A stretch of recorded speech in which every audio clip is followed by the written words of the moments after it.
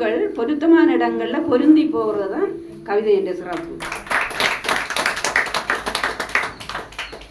கம்ப மயத்தினுள்ளே கமனுடைய விருத்தத்தினுள்ளே இந்த வெற்றி செல்வியினுடைய விருத்தம் 1000 எட்டி பார்த்து கொண்டிருக்கு. அன்புள்ளங்கள் அனைவருக்கும் இனிய வணக்கம். நான் சார்ல்ஸ்.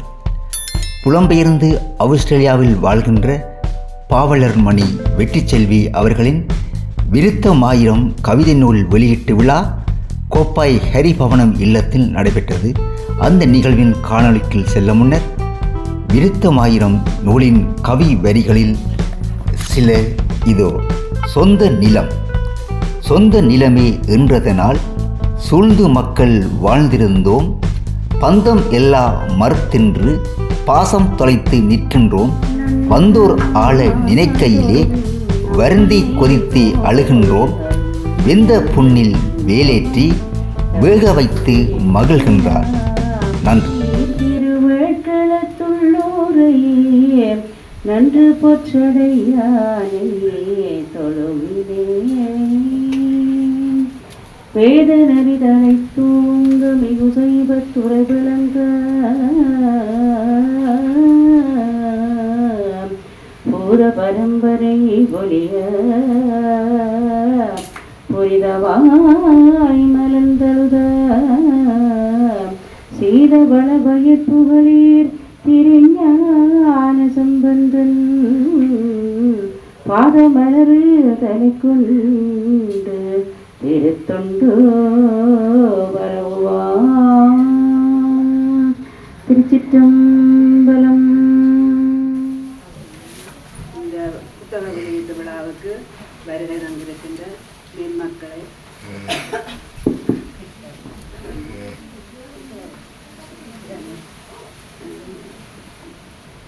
அம்மா திருமதி வேதநாயகம் அம்மா அவர்களே, திருவேதநாயகம் அவர்களே, கற்றறிந்த பெரியோரே, அனைவருக்கும் என்னுடைய மாலை நேர வாழ்த்துக்களும் வணக்கங்களும். கவிதை நூல் வெளியீட்டு விழா. கவிதை என்பது சுருக்கமாக சொல்லப்போனால் அழகு, எழுத்தில் வடிக்கப்பட்டால் அழகியல். ஆகவே இந்த நூலை வெளியிட்டவர் திருமதி ஜெகதீஸ்வரி ரவீந்திரன் அவர்கள். இவர் அநேகமாக அச்சுவேலி வாழ் மக்களுக்கு தெரிந்திருக்கும். அச்சுவேலியை புறப்படமாக கொண்டவர். அச்சுவேலி செந்திரேசா பள்ளியிலே ஆரம்ப பிரிவு ஆசிரியராகவும், அம்பாள் கல்வி நிலையத்திலே பெயர் பெற்ற ஆசிரியராகவும் அந்த கல்வி நிலையத்தை மிகவும் சிறப்போடு நடத்தி மிகப்பெரிய கல்வி சேவை ஆற்றிய குடும்பத்தை சேர்ந்தவர். இப்போது ஆஸ்திரியாவில் இருந்து கொண்டு இந்த நூலை எழுதியிருக்கிறார். ஆஸ்திரியா சுவிஸை அண்மித்த ஒரு புலம்பெயர் தேசம். இப்போ அண்மை காலமாக நான் கடந்த ஒரு 2-3 மாதங்களுக்கு இடையிலே இந்த புலம்பெயர்ந்த தேசங்களிலிருந்து வருகை தந்து நூல் வெளியீடுகள், படைப்பிலக்கியங்கள், சிறுகதை, நாவல், கவிதை போன்ற படைப்பிலக்கியங்கள் செய்கின்ற பல வெளியீட்டு விழாக்களுக்கு சென்றிருக்கிறேன். இப்போ பார்க்க போனால் தாயகத்தை விட நிலத்தை விட புலத்தில் தமிழ் பற்றும் தமிழ் இலக்கியங்கள், படைப்பிலக்கியங்களை படைக்க வேண்டும் என்ற ஆர்வமும் அதிகமாக இருப்பது போல இலக்கியங்களை படைப்பது மிகவும் சிரமமான செயல். அப்படி அந்த செயலை செய்கிறவர்கள் மிகவும் பாராட்டுக்குரியவர்கள், மிகவும் வாழ்த்தப்பட வேண்டியவர்கள். ஏனென்றால் மிகவும் நெருக்கடியான தாயகத்திலே இல்லாத பல நெருக்கடியான சூழலில் அவர்கள் வாழ்கிறார்கள். வசதிகள் ஒரு புறம் இருந்தாலும் நிறைய நெருக்கடிகள் சூழ்ந்த நிலைமையில் வாழ்கிறவர்கள், அதிலும் பெண்கள் குறிப்பாக இவ்வாறான படைப்பிலக்கியங்களை செய்யும் போது மிகவும் பாராட்டுக்குரியது. பாவை தெரிவு செய்து அந்த விருத்தப்பாவில் இந்த நூலை ஆக்கியிருக்கிறார். 1000 பாக்கள் அவர் எழுதி அந்த தொகுதியில் இதில் ஒரு தொகுதியை அவர் வெளியிட்டிருக்கிறார். இந்த மரபு கவிதைகள் 2 வகை எல்லாருக்குமே தெரியும். ஒன்று மரபு தவறாமல் எழுதுகிற கவிதைகள், யாப்பு, சீராசை, தலை என்று சொல்லி அந்த முறைப்படி எழுதுகிறது.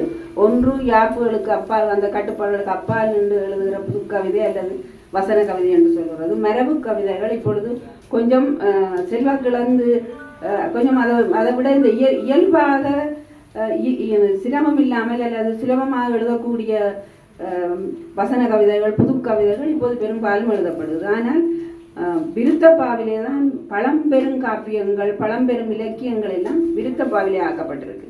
கம்பராமாயணம், சீவ சிந்தாமணி, திருவிளையாடற் புராணம், பெரிய புராணம், இப்படி நிறைய பழம்பெரும் புராணங்கள் எல்லாம் பழம்பெரும் சிறந்த சில பல தேவாரங்கள் எல்லாம் விருத்தத்திலே ஆக்கப்பட்டிருக்கு. இந்த விருத்தம் சில கட்டுப்பாடுகளை கொண்டிருக்கும். அந்த யாப்பிலக்கணத்தை இன்னொரு ஆசிரியரிடம் கற்று புலம்பெயர் தேசம் ஒன்றில் இருந்து ஒரு குடும்ப தலைவி இது எழுதியிருக்கிறேன். இது மிகப்பெரிய ஒரு அசுர முயற்சி. இந்த மலையை கிள்ளி எலியை பிடிக்கிற மாதிரி மலையை உடைச்ச எலியை தேடுற மாதிரி சரியான சிரமமான காரியம். ஆனால் மிகச்சிறப்பாக இந்த நூல் வெளிவந்திருக்கிறது. ஏனென்றால் அந்த மரபு கவிதைகள் அதிரடியாக இருக்காது. ஒரு மென்மையான தென்றலை போல ஒரு அமைதியான ஆற்றலுக்காக ஓடுகின்ற ஒரு அருவி போல அப்படி ஒரு இயல்பான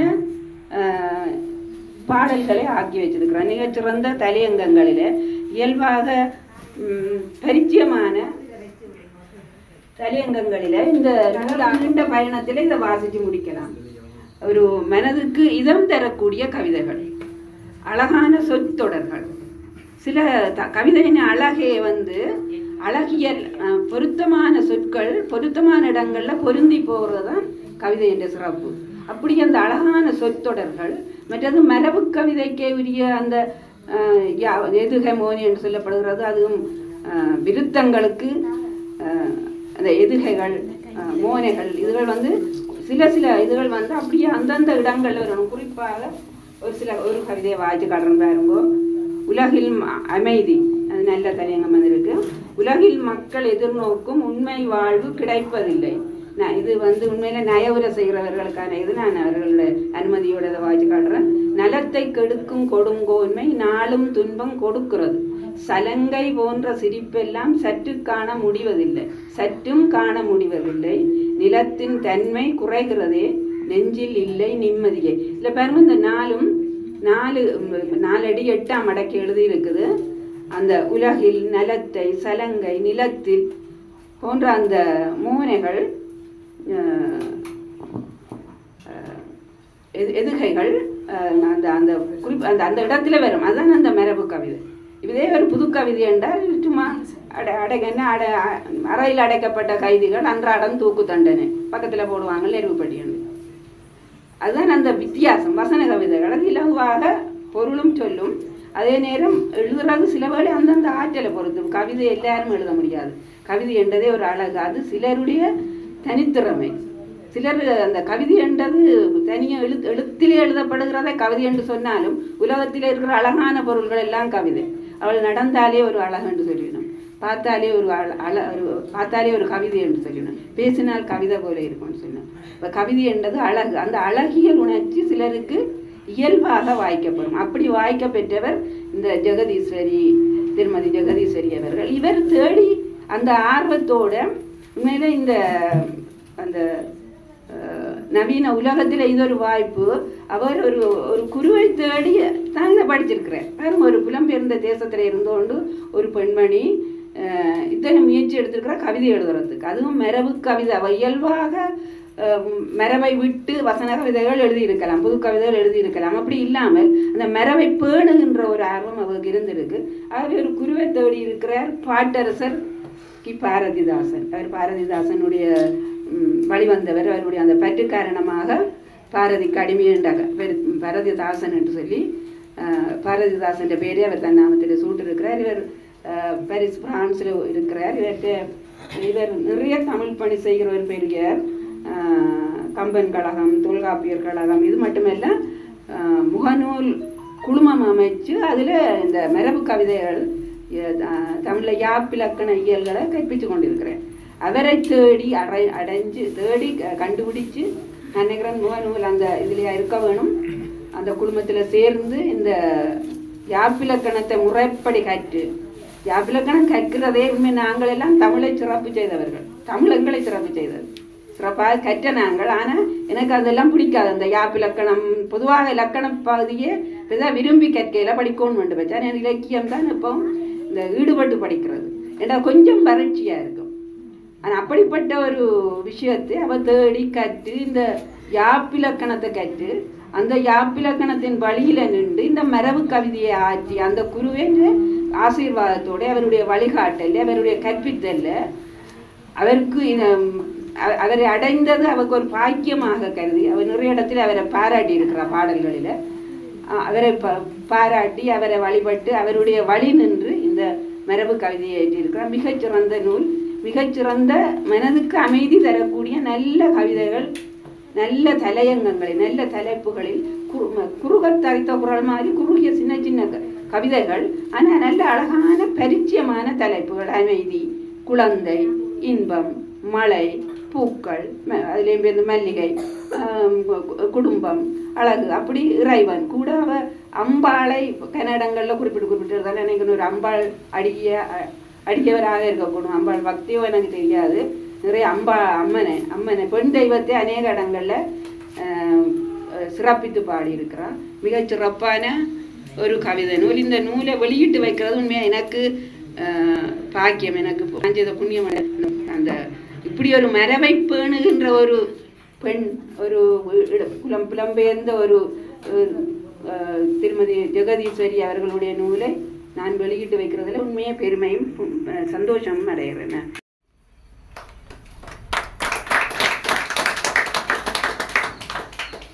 ஓய்வு பெற்ற அதிபர் திருமதி விமலநாதன், திருமதி விமலநாதன் தம்பதிகளை அன்போடு அழைக்கிறோம். சிறப்பு பரிசு பெறுவதற்காக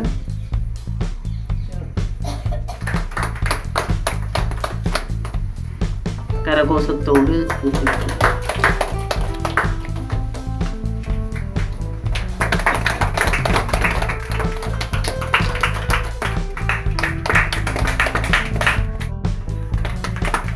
என்ற எனது பெற்றோர்களை போற்றி வணங்கி எனக்கு கல்வியை ஈட்டிய ஆசான்களின் பாதார விந்தங்களை பணிந்து எல்லாவற்றிற்கும் மேலான பொதுவான இறைவனின் பாதார விந்தங்களில் தொழுது விருத்தம் 1000 என்ற இந்த நூலின் வெளியீட்டு விழாவிலே நயப்புரை வழங்குவதற்கு நான் வந்திருக்கின்றேன். அந்த நிகழ்விலே கலந்து சிறப்பித்துக் கொண்டிருக்கும் மண்டல தலைவர் அவர்களே, திருமதி வேதநாயகம் ஐயா அவர்களே, வெளியீட்டு உரை நிகழ்த்த வந்த எங்கள் ஆன்றோரே, என்னுடைய அன்புக்கும் மதிப்புக்கும் உரிய விஜயகுமாரி அம்மா அவர்களே, என்னுடைய அன்புக்கும் மதிப்புக்கும் உரிய என்னுடைய நண்பிகளே, ஆண்டோர்களே, சான்றோர்களே, உங்கள் அனைவரையும் ஒருகண் என்னுடைய மனத்தில் நிறுத்தி வணங்கி இந்த மாலை நேர வணக்கத்தை உங்களுக்கு அகமகிழ்ந்து தெரிவிப்பதில் மனம் புலகாங்கிதம் அடைகின்றேன். விருத்தம் 1000 என்ற இந்த நூலின் நயப்புரையை அரை மணித்தியாலத்தில் கொடுக்க வேண்டும் என்ற ஒரு கட்டளை என் மனதை வருடி நிற்கின்றது. உங்கள் அனைவருக்கும் ஒரு தாழ்வான வேண்டுகோள். ஒரு கம்பராமாயணத்தை ஒருவர் பேச போகின்றாராம், கூறுகின்றார், ஓரிரு நிமிடங்களில் கூற வேண்டும் என்று. அவர் அப்ப சொன்னாராம், ஓரிரு நிமிடத்தில் கந்த புராணத்தை எவ்வாறு நான் கூறுவது, கம்பராமாயணத்தை எவ்வாறு கூறுவது? அதுபோன்று அவர் சொன்னாராம், ஒரு பந்தை நான் எறிந்து விடுகிறேன், சரி நீர் சொல்லுகின்ற பொழுது அந்த கம்பராமாயணத்தை நான் சொல்கின்றேன், அந்த பந்து விழுவதற்கு முன் என்று அந்த பேச்சாளர் சொன்னாராம். அவரும் சரி நான் இந்தாங்கோ என்று அந்த பந்தை எறிந்தார். எறியும் போது சொன்னாராம், ராமன் பிறந்தார் என்று. விழும்போது சொன்னாராம், ராவணன் இறந்தான் என்று. அப்ப ராமன் பிறந்தான், ராவணன் இறந்தான், கம்பராமாயணம் முடிவிட்டார். அதுபோன்று ஒரு அச்சத்தை எனது மனதிலேந்தி அரை மணித்தியாலத்தில் இந்த நயப்புரையை வழங்குவதற்கு என்னை அழைத்திருக்கின்றார்கள். இந்த விருத்தம் 1000 புத்தக வெளியீட்டில் நான் நினைக்கின்றேன் இது இந்த புத்தகம் பெரு விழாவாக கொண்டாடப்பட வேண்டியது ஒன்று. அதற்காக நீங்கள் எல்லாம் சளைத்தவர்கள் அல்ல, நீங்கள் எல்லாம் கல்வி புலத்தில் அருமை கொண்டனீர்கள். உங்கள் ஒவ்வொரு மனமும் 12000 13,000 பேர்களை கட்டி காவிக்கொண்டு வந்திருக்கின்றது என் அகக்கண்களுக்கு புலப்படுகின்றது. நீங்கள் எல்லாம் ஒருவர் இருவர் அல்ல, 1000 2000 ஆட்கள் போல் என் அகக்கண்ணுக்குள் புலப்படுகின்றது. அந்த வகையில் இந்த நயப்புரையை நான் இந்த நானிலம் போற்ற கொடுக்க வேண்டும் என்ற எண்ணம் என்னுடைய மனதிலே விளைந்திருக்கின்றது. உண்மையிலேயே இந்த விருத்தத்தை, இந்த விருத்தம் 1000 என்ற இந்த கவிதை தொகுப்பினை அழகாக ஒரு அட்டைப்படம் போட்டிருக்கின்றார்களே, அந்த அட்டைப்படம் என் மனதில் நன்றாக பதிந்திருக்கின்றது. உண்மையை சொல்வார்கள், வெண்பாவுக்கோர் புகழேந்தி விருத்தத்துக்கு கம்பன். அந்த கம்பன், விருத்தத்துக்கு கம்பனுடைய படத்தை இங்கே போட்டிருக்கின்றார்கள். பாருங்கள், இந்த அட்டை படத்திலே இந்த அட்டை படமே எங்களுடைய மனதில் அகல விரிந்திருக்கின்றது. அந்த கம்பனுடைய முகத்தை பார்க்கும் பொழுது கம்பன் வீட்டு கட்டுத்தரையின் கவிபாடும், அந்த கவிபாடுகின்ற அந்த கம்பனுடைய அந்த படம் இங்கே மிளிர்ந்து கொண்டிருக்கின்றது. ராமர் பின்னால் இருக்கின்றார். பாருங்கள், அருமையான அட்டைப்படம். கம்பன் கழகம் வெளியிட்டிருக்கின்றது, கம்பன் பதிப்பகம் வெளியிட்டிருக்கின்றது. ஆகவே எல்லாம் இந்த கம்ப மயத்தினுள்ளே, கம்பனுடைய விருத்தத்தினுள்ளே இந்த வெற்றி செல்வியினுடைய விருத்தம் 1000 எட்டி பார்த்து கொண்டிருக்கின்றது. பாருங்கள், அந்த அட்டை படத்தை பார்த்தீர்கள், பொருளடக்கத்தை பார்த்தீர்கள் என்றால் அந்த பொருளடக்கத்தில் எவ்வாறு அந்த பக்கங்கள் யாவும் எங்களுக்கு தெளிவாக விளங்கப்படுத்தப்பட்டிருக்கின்றன, அந்த பொருளடக்கத்தில் எவ்வாறு அவைகள் அமைய வேண்டும் என்பதற்கு ஒழுக்கமாக அவற்றை நிறுத்தி வைத்திருக்கின்றன. நூல் விவரத்தை நன்றே தெளிவாக்கியுள்ளார். நான் இந்த நூலினை எட்டி பார்த்தேன், தட்டி பார்த்தேன். 360 செகண்ட் தேவை இந்த ஒவ்வொரு தாளையும் தட்டுவதற்கு. 1 செகண்ட் தேவை ஒரு தாளை தட்டுவதற்கு. அப்ப இந்த புத்தகத்தின் தாளை மட்டும் தட்டுவதற்கு 1 செகண்ட் தேவை. இது இந்த நயப்புரைக்கு அரமணித்தியாலம் எனக்கு போதாது. இதுதான் எனது முதல் தடவை அரமணித்தியாலத்தில் நயப்புரை செய்யும் நிகழ்வு. எனக்கு பல நயப்புரைகள் செய்துள்ளேன், இருந்தாலும் அன்புக்கு அடிமை நான். அதனால் நான் அடிமைப்பட்டு அரமணித்தியாலத்துக்கு ஓமன்றேன். சொற்சுவை, பொருட்சுவை, சுந்தர சுவைகள் அனைத்தும் கொண்ட இந்த விருத்தம் 1000 பாருங்கள், நூல் விவரத்தில் அழகாக ஒரு ஆங்கில பதங்களும் இல்லாமல், எனக்கு அந்த மொழி ஞாயிறு வந்து ஒருவர் இருக்கின்றார், பாவாணர்.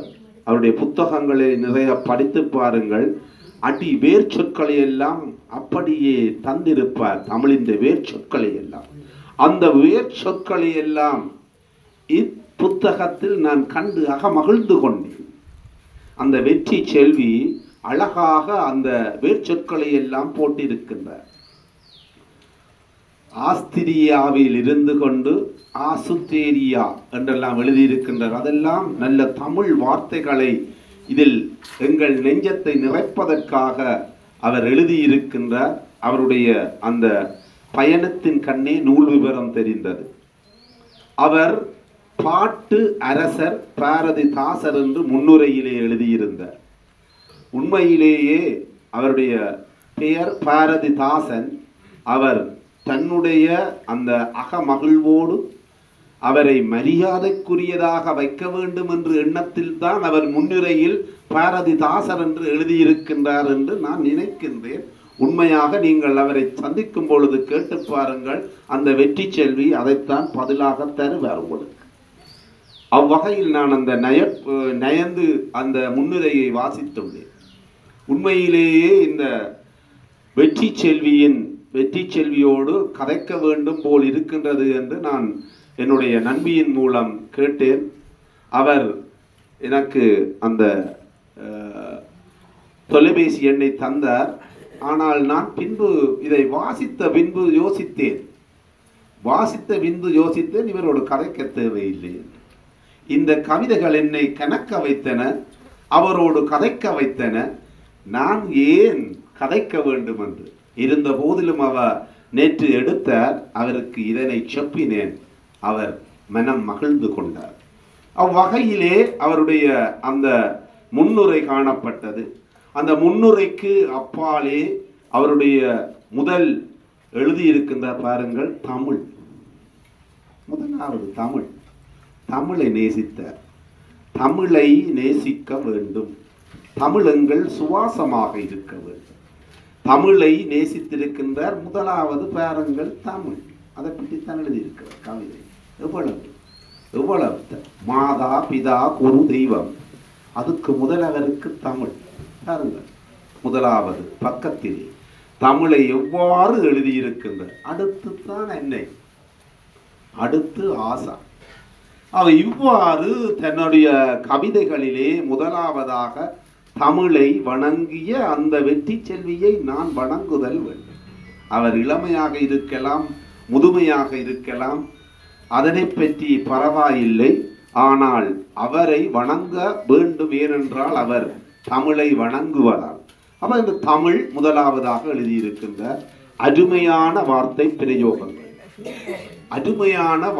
பிரயோகங்கள், அந்த விருத்தங்களிலே நீங்கள் அழகாக பாருங்கள். அந்த விருத்தத்திற்கு வருத்தமின்றி வாசிப்பதற்கு அந்த விருத்தத்திற்கு இலக்கணம் உண்டு.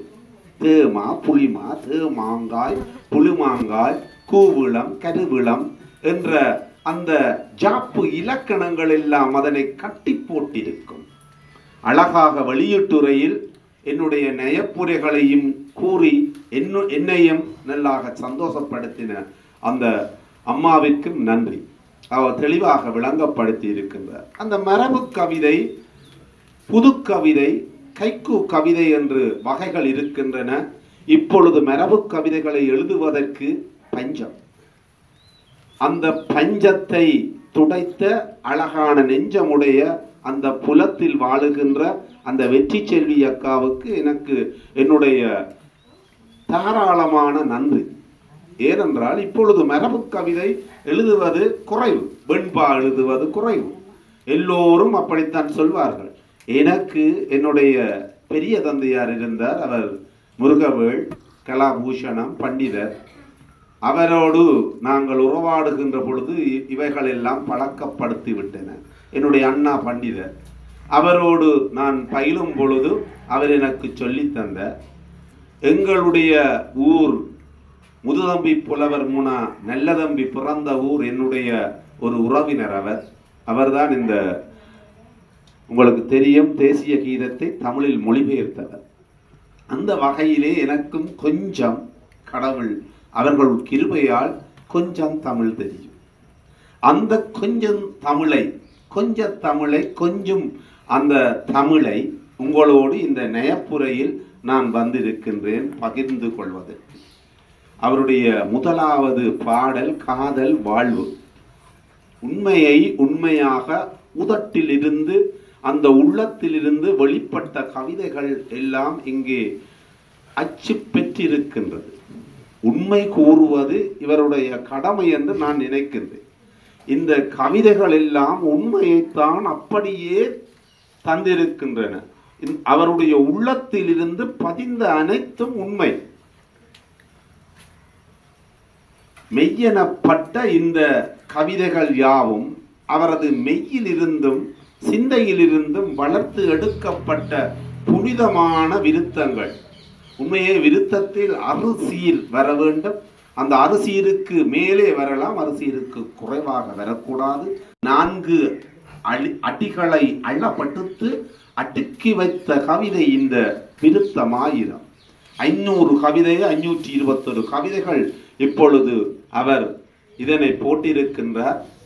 இன்னும் ஒரு அடுத்த 500 அவர் இன்னொரு பகுதியில் வெளியிட்டிருக்கின்றார். 500 எழுதும் பொழுது அவருக்கு பாவரசர் வழங்கிய பட்டம் பாவலர். மிகுதி 500 எழுதிய போது அவருக்கு வழங்கிய பட்டம் பாவலர் மணி. உண்மையிலே நல்ல சந்தோஷம். இப்படி ஒரு அருமையான ஒரு புலம்பெயர்விலே இருந்து தங்களுடைய வாழ்க்கை நெறிகளை வாழ்ந்து கொண்டு பல்வேறு இன்னலுக்கு மத்தியிலும் அவர்கள் இந்த கவிதைகளை எழுதி கொண்டிருக்கின்றார்கள்.